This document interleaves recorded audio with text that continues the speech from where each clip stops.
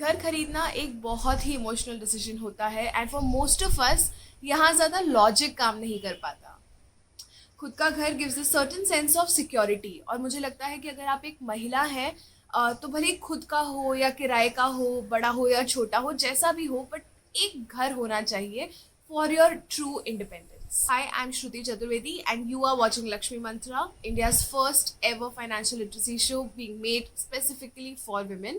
अब हम आगे बढ़ें उससे पहले मेक श्योर कि आपने हमारे YouTube चैनल को सब्सक्राइब किया हुआ है, ताकि जब भी हमारा लक्ष्मी मंत्रा का वीडियो या कोई भी इन्वेस्टमेंट रिलेटेड वीडियो अपलोड होता है तो आप कभी भी उसका एक नोटिफिकेशन मिस ना करें।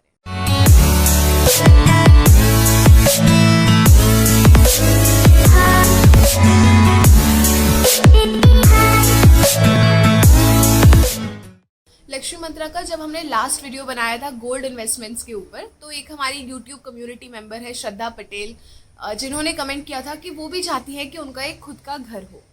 तो वहीं से हमें आइडिया आया कि इस वीडियो में हम बात करते हैं रियल एस्टेट के बारे में। अब घर खरीदना है या रेंट करना, इसके ऊपर तो इंटरनेट पे कई सारे आर्टिकल्स हैं, कई सारे वीडियोस हैं जो आप देख सकते हैं। आज के वीडियो में हम स्पेसिफिकली दो चीज़ों के बारे में बात करेंगे।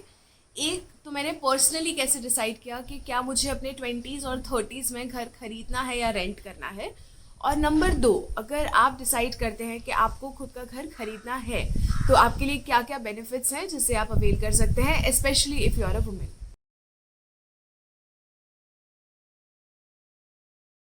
आई come from a middle class background, तो बचपन से एक ही चीज़ सुनी थी कि अगर हम EMI भर सकते हैं तो रेंट क्यों भरें, क्योंकि EMI भरते भरते एक ना एक दिन तो ये घर हमारा हो ही जाएगा। And that is how my parents bought house after house. घर खरीदना मेरे पेरेंट्स के लिए फाइनेंशियल गोल नहीं था, but it was more of a life goal for them. And I think millennials से पहले की जो जनरेशन थी उनके लिए खुद का घर होना was a thing of a status symbol, and even then it made financial sense because तब इन्फ्लेशन इतना ज़्यादा नहीं था, घर का अप्रिसिएशन बहुत अच्छा मिल रहा था। सबसे पहला एस्पेक्ट जो आपको कंसिडर करना चाहिए, जो मैंने कंसिडर किया था, was my career and its requirements. Personally मुझे नहीं लगता कि अपने 20s और 30s में हमें कोई एक जगह से बंध कर रहना चाहिए, क्योंकि आपको भी अलग अलग जगह पर जॉब अपॉर्चुनिटीज़ मिलती हैं, आपको भी अलग अलग जगह पर शायद से शिफ्ट होना पड़ेगा for your career. And it's a very difficult process कि किसी जगह के लिए आप सेलर खरीदिए और फिर उसे प्रॉफिट मेकिंग तरह से आप उस जगह को बेचिए। The second thing I considered was my own life style and my nature. अब आज से 4 साल पहले जब नया नया स्टार्टअप किया था तो मैं गुड़गांव में एक 3 BHK में 2 फ्लैटमेट्स के साथ मेरा एक कमरा हुआ करता था रेंटेड, उसमें रहा करती थी। Eventually I moved out and I took a 2 BHK rented apartment. उसके बाद I moved out and took a 2 BHK rented apartment in a better society with better amenities. Then I moved to a 2 BHK apartment with a lawn in it. तो आप देखेंगे कि 4-5 साल के अंदर ही मेरी expectations of the place that I'm living in kept on increasing.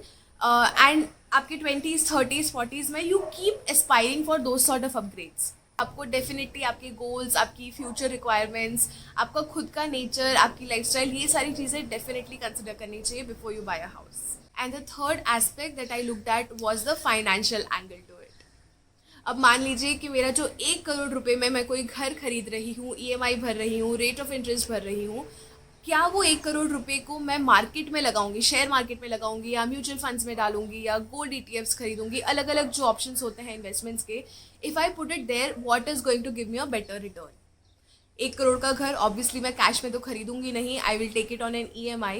तो मैंने कैलकुलेट किया कि EMI कितना दे रही हूँ, डाउन पेमेंट मेरा कितना जाएगा, because once the down payment is paid that amount is locked. फिर उस एरिया में नॉर्मल रेंट क्या चल रहा है, रियल एस्टेट का अप्रिसिएशन का प्रोजेक्शन क्या है, और अभी तक रियल एस्टेट किस प्रोजेक्शन पे रह चुका है। देन आई ऑल्सो कंपेयर्ड कि अगर मैं किसी किराए के घर पर रहूँगी, ऐसे ही दिखने वाले किराए के घर पर रहूँगी, और उसमें 20% अप्रिसिएशन ईयर ऑन ईयर भी कंसिडर करूँगी, तो मेरा कितना खर्चा होगा। जब मैंने ये सारे कैलकुलेशन को एक एक्सेल शीट पे किया कि क्या मुझे 1 करोड़ रुपए में एक घर खरीदना चाहिए, या मुझे इन 1 करोड़ रुपए को अलग अलग जगह पर डाइवर्सिफाई कर इन्वेस्ट करना चाहिए और रेंटेड घर पर रहना चाहिए, then renting an apartment and putting that 1 crore rupees in different investment baskets gave me a much better net profit over a 10-year period of time. अब ये सब ध्यान में रखते हुए खुद का घर खरीदना at this point did not make sense for me, but this is just me. आपको आपके लाइफ गोल्स, आपके एस्पिरेशंस, आपकी रियलिटीज़ के हिसाब से डिसाइड करना होता है कि आपको आपके लिए घर खरीदना है या रेंटेड अपार्टमेंट में रहना है। If you do decide to buy a house, then if you are a women, आपको कुछ बेनिफिट्स मिलते हैं जिसके बारे में अब हम नेक्स्ट सेगमेंट में बात करेंगे।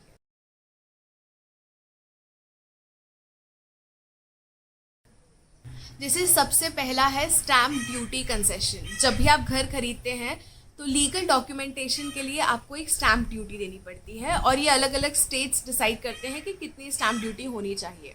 नाउ फॉर एग्जांपल, दिल्ली में नॉर्मल स्टैम्प ड्यूटी का रेट होता है 6%, but if you are a women who is buying a house तो आपको सिर्फ 4% स्टैम्प ड्यूटी देनी पड़ती है। Now this differs from state to state, तो आप जिस स्टेट में घर खरीद रहे हैं वहाँ का जो भी स्टैम्प ड्यूटी का रूल रेगुलेशन है वो आपको चेक करना चाहिए। Second is property tax rebate. अब कुछ एरियाज होते हैं जहाँ पे अगर आप महिला हैं तो आपको प्रॉपर्टी टैक्स नहीं देना होता है। Now this differs from one municipal corporation to another. तो आप जिस भी एरिया में घर खरीद रहे हैं वहाँ के म्यूनसिपल कॉर्पोरेशन से ज़रूर चेक करिए if they have some scheme running for women who are buying a house. Third is lower rate of interest. अलग अलग बैंक्स अलग अलग रेट ऑफ इंटरेस्ट पर होम लोन देती हैं, and if you are a women who is buying a house, usually आपके लिए rate of interest standard rate of interest से कम होता है। फॉर एग्जाम्पल, अगर आप SBI बैंक से होम लोन लेते हैं तो आपको 5 बेसिस पॉइंट का कंसेशन मिलता है on a home loan. Now your task for the day is, जैसे मैंने खुद के लिए इवेल्युएट किया कि घर खरीदना मेरे लिए is it a wise decision या रेंटेड घर पर रहना मेरे लिए वाइज डिसीजन है, वैसे ही आज आपको खुद के लिए इवेल्युएट करना है if buying a house makes more sense for you और रेंटिंग अ हाउस। जो भी जवाब आता है वो कमेंट सेक्शन में हमारे साथ बिल्कुल शेयर करिए, preferably with the reason why you think so. I hope you have subscribe to our YouTube channel. I will see you in the next video of Lakshmi Mantra. Till then, you take care and stay safe.